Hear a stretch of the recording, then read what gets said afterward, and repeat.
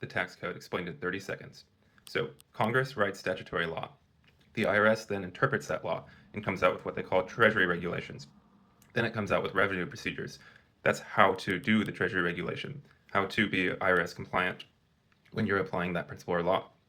But even with some Treasury regulations, there are gray areas that the IRS does not specifically address. And that is why we have tax court cases, which are extremely rare, but they do happen. And those will provide additional insights on the Treasury regulations and also get a judge's opinion on whether the Treasury regulations are the correct interpretation of statutory law, which is why sometimes the IRS does actually end up losing. They lose about 40% of all cases and win about 60. And that's because the judge disagrees with the IRS's interpretation of statutory law that's written by Congress.